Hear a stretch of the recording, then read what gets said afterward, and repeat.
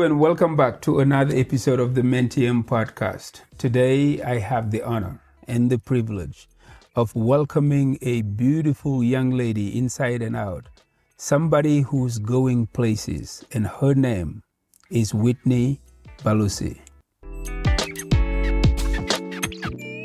Whitney, welcome to Mentium. Thank you so much. Happy to be here. Thank you for accepting our invitation. Whitney is the author of Firstborn Daughters. This book, I was very, very pleased reading it. The penmanship is crazy. It is wonderful. It is beautifully written. If you want to treat yourself with the good read, in this holiday season, I suggest you head over to Amazon and pick up this book. Whitney, welcome, as I said, to Mentium podcast.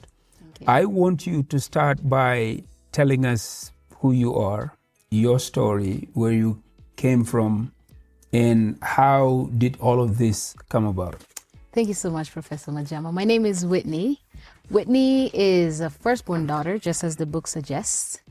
I am a daughter of the African soil. I'd like to refer myself as that because that's where I come from, specifically from Kenya. And my journey to the United States has been nothing short of a miracle. We migrated here through a green card. We all know how hard that is to get, but we are here. And that is my journey. And I've always seen myself as someone who's going far. You know, sometimes we have to speak life to ourselves before anybody does. Absolutely. So I've always seen myself, even before I get there, I've always seen myself to be something of value into this American soil. And so that is Whitney, a firstborn daughter. I have two sisters behind me. And just as the book suggests, there's burdens and there's weights. Absolutely. That are always weighed or put on the shoulders of firstborn daughters. But it's not a bad thing at all. It's just a reality that we first have to be aware of and see how we can navigate that as we become what we need to become. I am already tempted to ask you to tell me about life in Kenya before you moved in here, but I guess it is also in the book. So what I would ask you instead is, when did it become very clear to you that your story needed to be told this way? I believe right from when I was living in Kenya, the circumstances around where you were brought up really just shows you that there's going to be a story that you will one day write. I lived in an environment that was resources were really scarce. And I knew that I needed to become something, that will eventually help my family come out of that. So it shapes you. It makes you know that eventually there's going to be a story that you'll write. So I would say it's all based on circumstances, not a bad thing again. That's where we never choose where we want to be born. You find yourself there, and it's up to you to decide how you want to shape your story. Yes. Look, I don't want to spill the beans about the book. I want people to buy it and read it. So I would mostly ask you about the reasons.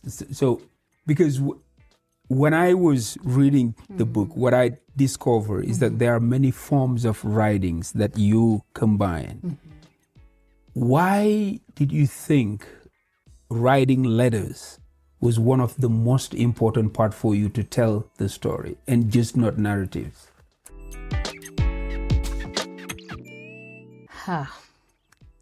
That dives into a very emotional piece that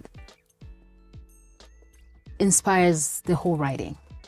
We all go through a lot of things, and we most of the times look for a shoulder to lean on. And even sometimes you want a hug, but you can't really get that physical hug. So I thought through letters, somebody might feel that comfort, just to make them feel like they're not alone into this journey. And one thing that I emphasize on the book, it's not for comparison. It's not for you to look at your story and compare it with somebody to find comfort. It's just for you to be aware that somebody else is going through that, not necessarily to compare, but just to know that, you know, this is something that a lot of people have gone through. And together, that fostering that unity, that together we can overcome. If somebody else went through it, I can also overcome it. But not, there's a thin line. It's not for comparison at all. It's just to know that we are in all this together and we can overcome something like that. And so I was seeking to include something that will make somebody feel that closeness, that hug that they can't get physically, because they've been longing for it, especially when we're firstborn daughters. You're forced to be strong always, right? You can't. The strong one. You can't. I can't go to my sister that follows me and ask them for a hug. Sometimes it's really hard. But I felt like there's gonna be a hug that somebody might need through these letters that I will include in the book.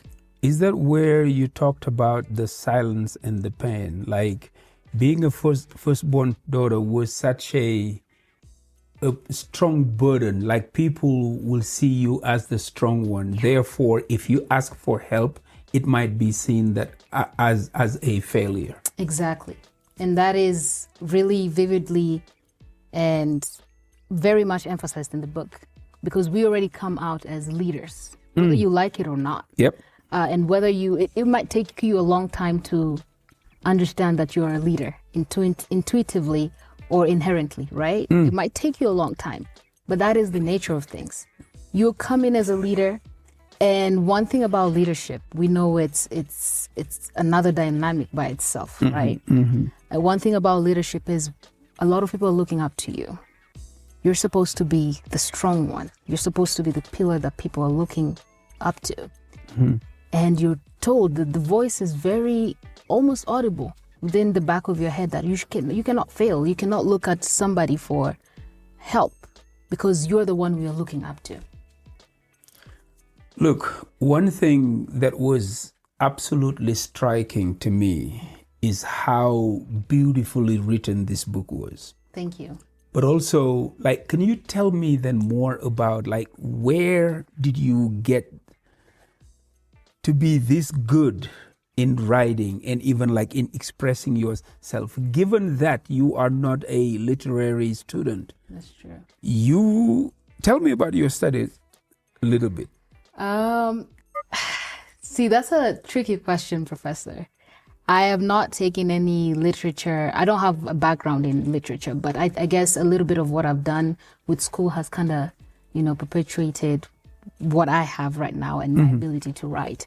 I've always been a person who has a mind of exploring, wanting to learn more, wanting to observe more. Yes. And I think that kind of brings in all together my ability to put pen to paper and write. And I would say one thing also, and as I mentioned in the book, this book is open to everyone, irrespective of your religion, denomination. But one thing that has helped me for sure is the wisdom that God has given me. We all want wisdom. We go about chasing so many things to find wisdom. And we can all attest that books alone cannot give you wisdom. It's not just about what you read. Wow. It's more about, it has to tie back to a supernatural power. And Absolutely. That for me has been God. Yes. Even when I was writing, I would pause a few times and I'm like, wait, did I write that? Is that me? And how ideas just kept flowing. Yes. And based on the experiences that I've gone through, growing up and again, being the leader, nothing less is expected of you. Anything that you decide to put your hands on kind of has to come out perfectly. So I think that is what has really helped me. Can you talk to me about your studies? Oh, Majanwa, thank you. Look, the reason why I want people to understand this is that to make the stark difference from like your world, what you do day in and day out, and being able to take off the coat that you were wearing when you were there and almost like spouse or you take this literally journey like nobody's business. That's the reason why I want people to understand what you do. We just had this discussion before, setting up this cameras. Okay. I came into, this professional world wanting to be a doctor, and that is highlighted in the book. Yes. But then, that ties back to what the society really expects from you. Yes. And for me, for the longest time before I kind of came to discover who I want to be, my dreams, my aspirations always tied to what my parents wanted me to be. Absolutely. And that was perfect. Yeah. There's not going to be any confrontation in there because I'm aligning to what they want. But then things change along the way. So how so? I don't know. I just feel like maybe I'm living a life that I'm not supposed to be living because I want to, maybe seek the approval from, the people around me, because I already say it out loud. And that's the disadvantage of saying your goals out loud. People hold you to it. And that is an advantage. It could be a disadvantage sometimes because you're not allowed to change your mind. Okay. Let me hear it. I'm looking at it from that perspective, that I said this is what I want to be, but then I can't change my mind. And that goes back again to the burden of being a firstborn. You've said that this is the path that you want to follow. Why are you changing your mind again? You know what I mean? Yes.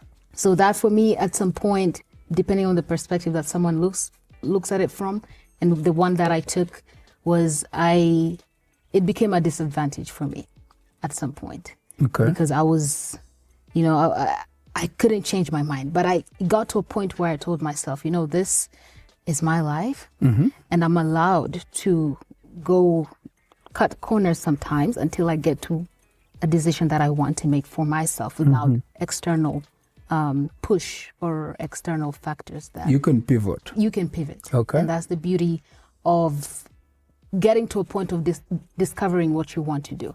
But that cannot happen in the beginning, because we're not allowed to do that as firstborns.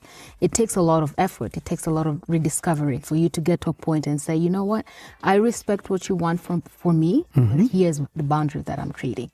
And can you please allow me pivot a little bit? And maybe I can come back, but let me rediscover myself. How is that comeback working out for you? Because I understand you almost became a doctor. Almost like a physician. Almost became a doctor. But now you're still in the same hospital environment, but doing something differently. Can you talk about that? Can you tell me a little bit about that? Yes. After finishing my Bachelor's of Science, I did a Master's of Public Health. Okay. Still in health. Yes. But not what my parents envisioned. Because to them, that is not being a doctor. But I think I took it in and I was like, maybe this is the path that I need to follow. Maybe it will align in the future sometime. Okay. So I took that, and in that span of that time, I asked myself, how can I advance myself? How can I become better? Because I've always been that person who's seeking ways to better, yourself and all that. So I delved into DHA. So currently I'm doing a Doctorate of Health and Business Administration, which I feel still I've not arrived. And that's the beauty of the journey. Yes. Success is not a destination. It is not. Something that you keep absolutely going and going. And right now we were talking and I was telling you there's something that I still want to do, Talk to me about stepping into your confidence. How did all of this came about when you know that, hey, this is me. I'm no longer following the path that was paved for me to walk on, but I am creating my own. And along with that vision, I want all firstborn daughters to know that they can choose to. Professor, that's a very good question. And I think the first step to building your confidence starts with awareness. And knowing your starting point, knowing where you're at in life. First of all, you cannot put a building block on top of another unless you have realized the place that you're in. And what that means really is first understanding that, hey, this is a burden. This has been a burden for so long. And it's until you acknowledge that you're able to build another block of basically self-awareness that leads you to the next level of defining what confidence is to you and stepping into that confidence. So first, it starts with self-awareness and acknowledging where you're at. Absolutely. And acknowledging that this has been a burden for too long, and I'm no longer going to live in that burden. Because your eyes can't open until you realize that there is a problem, or there is a situation Absolutely. that you're dealing with, and you've been dealing with for too long. That only comes with acknowledgement first and self-awareness. This is something that I share almost everywhere that I speak or everywhere I talk to people. Like, in order for you to build anything, it needs to have a strong foundation. And that foundation for the person is you. Sure. So self-awareness, again, is one of those key emotional intelligence aspects that you need to master in order to fix anything. That is true. So, I talked about letters earlier, but what I was really, really impressed about was how you can identify all those firstborn and put them in categories and talk to them personally. Like, how were you able to do that? See, that's actually, I have so many favorite parts in this book, but that remains my favorite part, like out of all that I've... The letters. The letters. Okay. And the acknowledging that we come in many forms. Yes. We come in different shapes. Even those who, feel like their family is functioning well. There's still a burden within that, because you are supposed to appear as if everything is okay, because that's what people see out there. But within that, there's a burden that you only can feel as the firstborn daughter, because now your life cannot turn out differently from the picture and the image that your family has created. So it's not necessarily you having to have come from a family that is suffering, or you having to turn out as a firstborn who was never your parents' pride. It's not about just the negatives. There's burdens that all firstborn daughters that exist out there can attest that they're carrying. And that is the beauty about this book, that it's acknowledging that if you are a firstborn daughter out there, there's a story for you in this book. There's a spot for you in this book that you can come and identify yourself with and tell yourself, wow, I see myself in this. I didn't even notice that I'm carrying a burden, but this has just highlighted that is a burden. And for you to go back and look into your story and ask yourself, wow, how do I rise beyond that? Now that I've acknowledged and coming back to building your confidence, now that I've acknowledged that there's a burden, how do I rise above that and step into the confidence that I need to walk in? I'm almost tempted to ask this. Like, you paint this picture, you talked about the burdens, yes, mostly, and trying to get people to understand that, yes, they matter, even though there's the pressure. Yeah.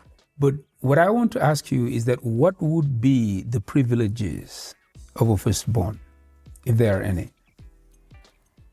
The idea that you come first. Not a lot of people come first. And we know what happens when you're first in line, you know? Yes. You're able to, you walk through the thorns that people haven't gotten the chance to walk through, and you have a better experience. And therefore, as a leader, you can go back and teach your siblings and tell them, hey, this is the path that I took, and I don't want you to take that path. But is leadership a privilege or a responsibility, though? Could be both, depending on how you look at it. Can you explain But in both of them, there's beauty. Yeah. Responsibility in the sense that, yes, I'm carrying a weight.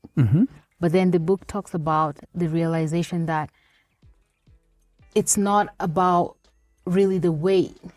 Sorry, let me reverse this. So there's beauty in both of them, responsibility. And privilege. And privilege. The responsibility that you carry shapes you into unlocking another level of leadership that you probably walk in. Because leadership in itself is also a journey. It's also a discovery.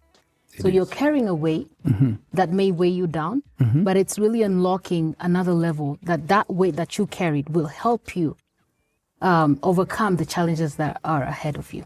That's how I look at it.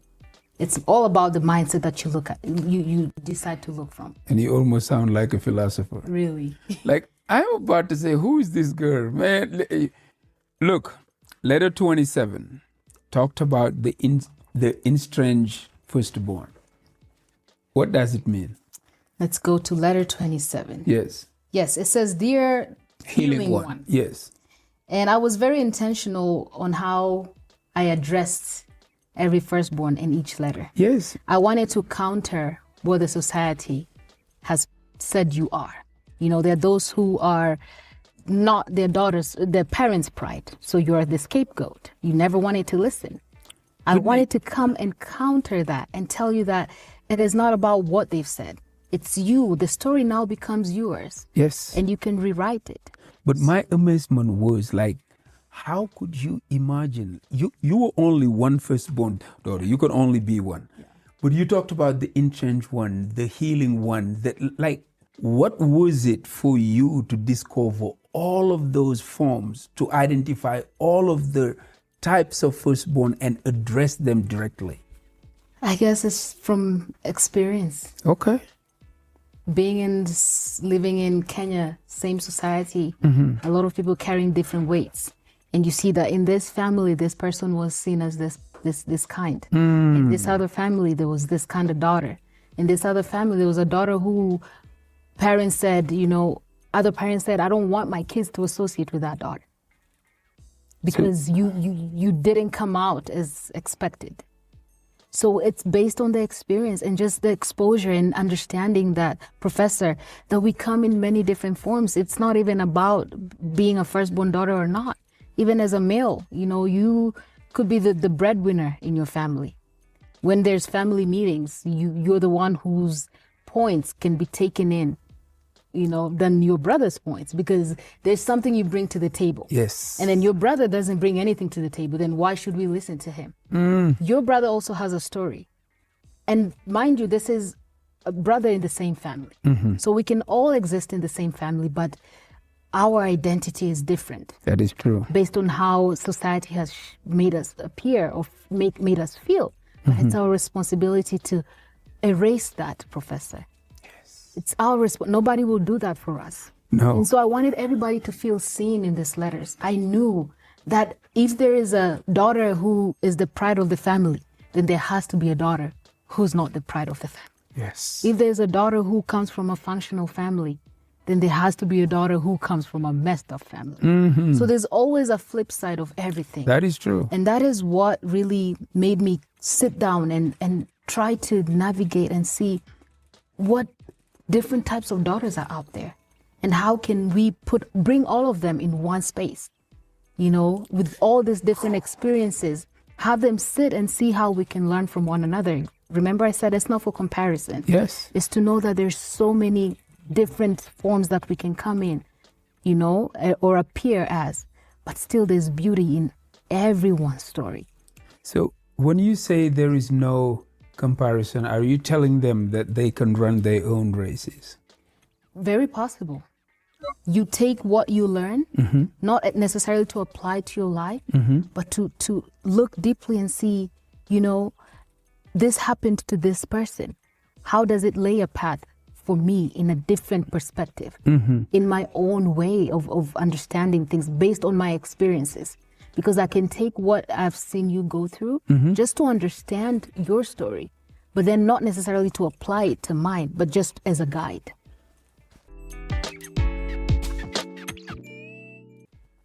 Look, again, I'm telling everybody, if you're watching this, head over to Amazon.com and look for The Firstborn Daughter. Because this was not just written in a whim, like it was deep reflection. Because I told you earlier that it could have been a narrative where maybe you just talk about your story, but for you to try to identify any types of firstborn and talk to them as if they were the only one who matters. That was the beauty of this type of writing. Now, I heard you earlier mentioning that there is a higher power. That's what brings me to the role or the place that religion occupies in this book. Can you talk to me about that? Majama, I would say my entire life has been built around the glory of God. He's been my guide. He's been my light, and I cannot take credit for anything that I've done. That's why sometimes when you're asking these questions about how did this come about, sometimes I really don't have an answer, but I really have to find an answer for you. But Wow. it's really just God. I would say it's really God. But, you know, sometimes we have this controversy online that, hey, don't just tell me it's God. Show me how you did it. But in reality, Majama, there's really nothing I can say. That is it's true. God. But for the sake of the interview, we have to give them answers. I hear you. You said something earlier that like struck me as if it was me talking. When you say sometimes you wrote something and then you were like, is this really me? Sometimes I do have conversation with people and I catch myself. Did I really say that? Did I really say that? So if it is not recorded, I might not even remember it. So that's when you know that there is a higher power speaking through you. Yes, you got it spot on. There's a higher power that has led me from the start of this book. I remember I was on a plane coming back. That's what I was about to tell you. Coming back to Denver from a family The trip. couple that you were Yes. talking to, yes. And we just started having that conversation. And, you know, as you said, you're talking to people and you don't know that you're imparting something in them. Yes. You really have no idea until they say it out and you're like, oh, really? So what I said was that meaningful? And at that moment, that's when I would say the seed was planted. And on that plane coming back, I couldn't find sleep. I just started writing. And I remember the first word that I wrote is in the introduction of the book. Are you your parents' pride? Or that was the first sentence, and it was never erased. You know, that seed that was planted by that couple built a momentum of me to continue writing and just having the flow of ideas, of course, by the help of this higher power that we're talking about, who is Jesus Christ. Look, to be honest with you, when I was reading this, I could see that this didn't just like start overnight in you. It was information. Yeah. Throughout your childhood, throughout your upbringing, throughout your adulthood now. Yeah. But it took a flight to Denver Exactly. for somebody to talk to you in a certain way to light that fire again and build the momentum that like we're seeing now. That's true. That give birth That's true. to this book. But now that the book is out, what is the next step? Wow. You know, after finishing writing this book, I asked myself, now what? What's next? You know? And that question really disturbed me because I didn't want to just write a book and then the money comes back to me. Yeah. It's beautiful. We all love money, but that wouldn't leave a meaningful impact out there.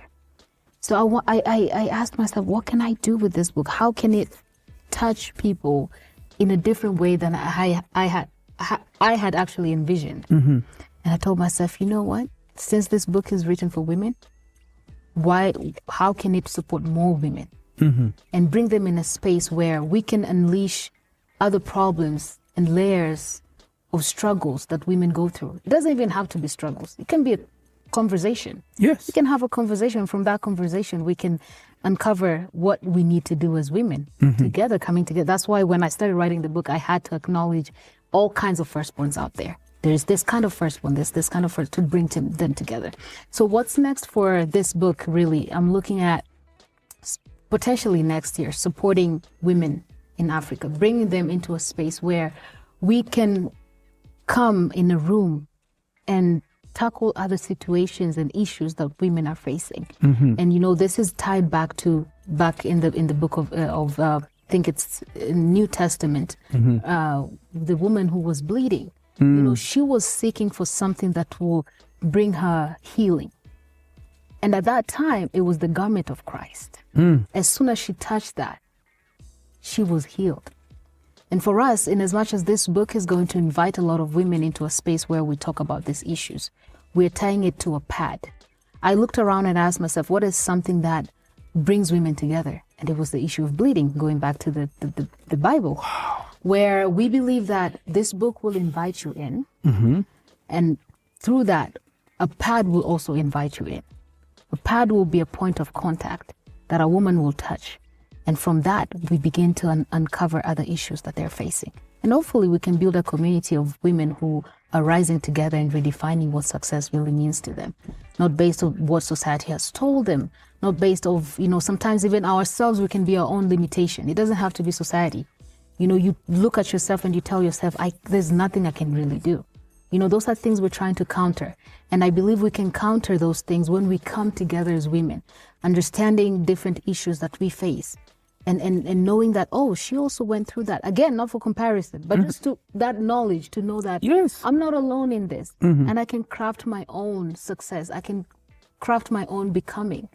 And together we can be a society of women who not only are we acknowledging our differences, but we are rising together. It takes a lot to leave me speechless.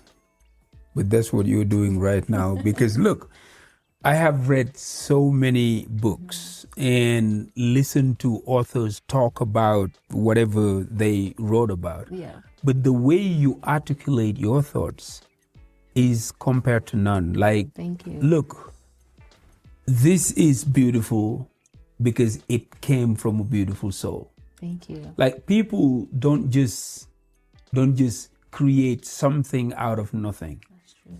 Like, you are a rising star. And I truly believe that your name will be out there for people to know, because there is a lot of things in you that has not come out yet. So kind of you. I am honored to be part of this, to talk to you, ask you some stuff so that the world can realize that there is gem in this. Wow. And they will look for it. I'm not done with the book yet. Because there is the part where you talked about wellness and ladies. Can you unpack that for our viewers? Wellness and ladies. Can you please elaborate on that a little bit? Because this book holistically touches on, rediscovering who you are, which leads to your own mental health and wellness overall. So that was the wellness and healing. How important it is for them to actually heal. It's not just like going through the burden and then just let it at there. They need to take care of themselves. True. Because as I was sharing, self-care is not selfish. That's true. You have to take care of yourself first. Like going through a lot, being a firstborn, the burden, people expect you to be powerful. People expect you not to cry, all of those stuff. At a certain point, it adds up. That's true. And it has a certain weight on you. So when you talk about now wellness and healing, like how do they go about that? That's a starting point for you to get to the next point of your becoming. Healing is paramount. Healing is important. You have to get to a point where you are telling yourself, I know I went through that. I know I went through a moment that really brought me down. But where I'm heading is important. If you look at it from that perspective that, yes, I acknowledge that I went through that, but I'm getting into a point where I want to see the best version of myself. Healing is necessary. Absolutely. Forgiveness is necessary. I got to a point where I had to forgive. To let go. Let go of my past. Yes. It shaped who I am. Yes. But it's not something that I need to keep holding on. Absolutely. I acknowledge it. Yes. I acknowledge my past. Self-awareness, acknowledgement that, yes, this is what I went through. But then for me to get to the becoming part of my life, which again is continuous, you're never going to get to a point where you say, I've fully become, because it is a continuous journey. But for you to even begin that continuous journey of becoming, healness, forgiveness, forgiving your past, and telling yourself, now I'm rising to who I needed to actually have been from the beginning. Personally, where are you on that journey of becoming? See, I can say I've built my confidence. I can see that. I've built my confidence. So I can say I am at the maybe early stages of becoming. Because the way I look at it it is not a destination. It is not. Today I can feel like, oh wow, I got it. And then tomorrow I'm like, wow, I encounter a different situation that makes me feel like, wow, I still need to be in that path of becoming. This and knowing that it is on paper, it is done. Have you ever suffered from the imposter syndrome? Oh, all the time. How so? All the time. Sometimes and in the book I talk about how challenges, once you overcome a challenge, it does not mean that you're done. Mm-hmm. It really is unlocking another level because you're growing too. That is true. And in that level, you kind of meet some new demons that tell you, hey, maybe you're not good for this. Self-talk. Or, you're like, oh my, will I overcome this? Yes. But you have to keep something in mind. The fact that you overcame the previous, you have the power within you to overcome that. So imposter syndrome will be there. Fear will be there, but it's your mindset. And the constant reminder, reminding yourself constantly that if I overcame that, even this one I can. If I did it before, I can do it now. That's the opposite of learned helplessness. And I was talking about this yesterday in our class. Learned helplessness is like you failing into something, and then you think because you didn't succeed before, you will not succeed again. Wow. So you just give up. You just give up. It is completely the opposite of what you were just describing. Whitney, on the book, you talked about the 25 lessons under 25. Is that so? Yes. Can you unpack that for our viewers? Yeah, I'm looking at Majama here laughing because, I'm sitting next to a well of knowledge because, this guy is just profoundly wise. Oh, no. Okay, thank you, but go ahead. Yes. Yeah, there's no experience that is little experience. Whatever you go through in life, there's something that you can pause and say, hey, I learned something from that. Absolutely. And so for within my past 25 years of existence in this world, I have gone through a lot, especially being a firstborn daughter with expectations, just basically what the book highlights. And in the book, I jotted down 25 lessons that I've learned. And one lesson that really, sparked my attention anytime I grab this book to read is number 3 in the book. It says... So you do read your book? I do read my book sometimes. See, I thought it was only me. I do read my book. So that will be 25. Oh my God, I'm finding a hard time getting it. No, you're good. But we'll get there. That would be chapter 10. Yes. Chapter 10. 25 lessons at 25. Number 3, which is very important in your becoming and your redefining of what success really means as a firstborn daughter. Because most of the times we look around seeking approval for it to tell us, now you can rise up. Yep. Now you can get up and move. Until I say something, you cannot move. Number 3 says, build momentum within yourself. So you don't depend on a crowd to move. Say it again. Build momentum within yourself. Yes. So you don't have to depend on a crowd to move. Sometimes... That is powerful. A lot of people in general cannot function alone. They need a group of people. Yep. They can't be in a silo or in a position where, I need to take time for myself and think what my next step is. But we find the need to, let me go to Majama and see what does Majama think about my life. What I'm talking about is different from seeking mentorship. This is more of you cannot decide for yourself because you already come from a society that always set expectations for you. So you always feel the need to go back to the same society or to go back to the same people to seek approval. But here we are countering that and we're giving you a new perspective. And even if that society is no longer there, you will find it in a person. In a person or in another environment. Exactly. But here we're telling you that, the power that you're looking for outside begins with you. Absolutely. It is first discovering that, hey, the decision and the trajectory that I want to follow can only be understood by me. Once I lay that, then I can seek mentorship.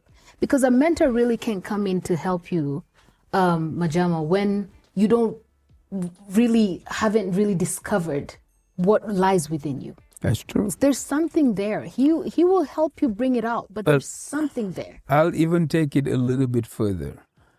You cannot find that mentor unless you know what you actually want. What you because want. you will be the one paying attention, because the mentor is somebody who's been there and done that. Yes. Like, in order for you to recognize one that might work for you, you should at least identify where you are heading in order to seek that mentor. Exactly. Okay. And I like to tie things back to the Bible because that's what has brought me up and Yes. and made me become who I am today. You know, when we look back in the book of Genesis, around, I think, early chapters of the Bible, we see Joshua, who was given the mandate by God to, at some point, lead the people, continue with the journey to get them to the promised land, right?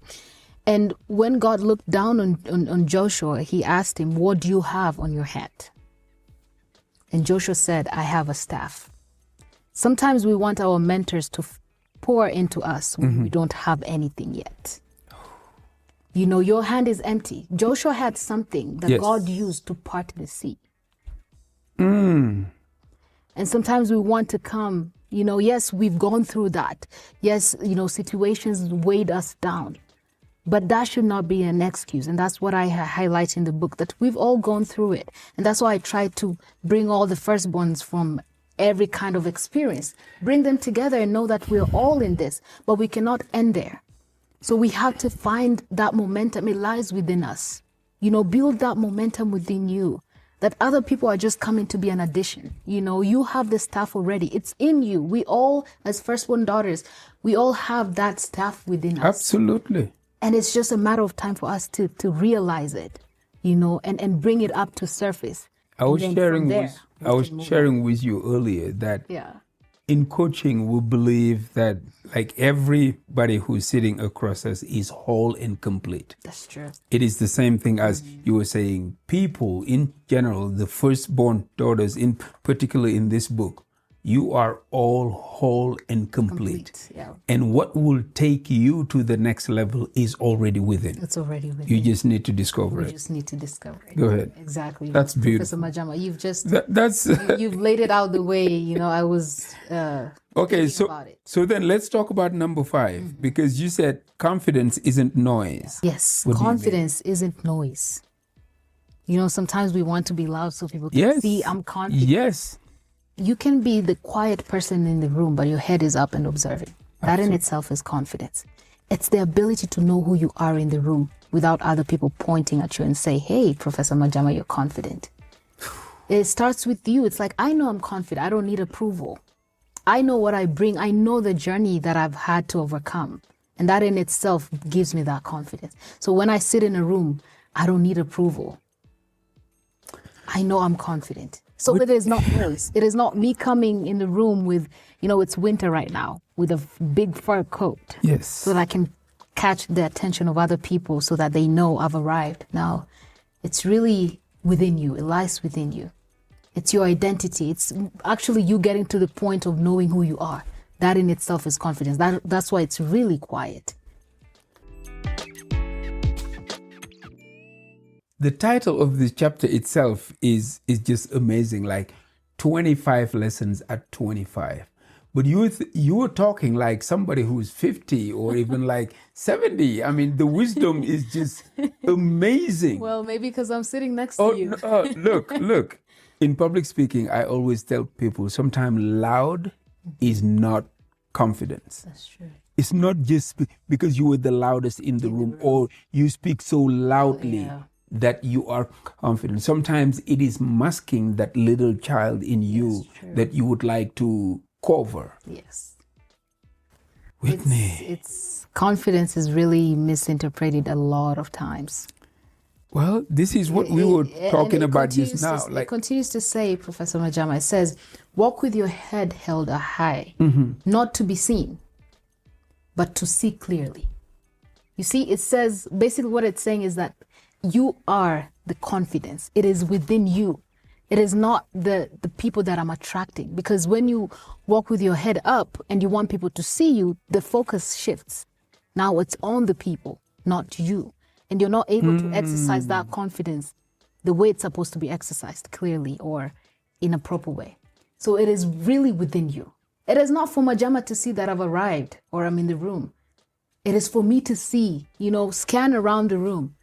and position yourself well and know when to speak, when to be silent. It's really about you. Whitney, wherever I learn something new, my first instinct is always, how can I teach it to other people? Are you willing to design a course around this book and teach the 25 lessons? Of course, that would be an honor. I'll be delighted to do so. I already have the platform. Wow. You designed the course, it will be available there. I'm telling you, I'm really serious. Oh, wow. Thank I you. talked to you about this. I know. I invited you in the platform. I want you to design a course around this, because there are, look, and I'm talking to parents right now. If you have daughters, have them read this book. There will be powerful lessons that they can take away from this. But just, to rub off with somebody like you at your age, I think is phenomenal for the younger generation to look at you and see, if she can do this, I can do it too. Exactly. What a privilege, Professor Majama. Look, wow. I know we can keep going, Yep. but let me ask you this. Who did you write this book for? Like, if you were sitting across somebody on a table and want to give them this book, who would that person be? I wrote this book for the unborn child because I want this book to be generational. It carries lessons and ideas and thoughts, everything that we may want to understand about leadership, about coming out first. All of that is in this book. And I know that irrespective of the kind of family you come from, irrespective of how the society has labeled you to be, there's a redefining moment and space for you. And this book carries just that. That you can come out contrary to what people said. You can get to a moment and say, wow, I didn't even know I went through that.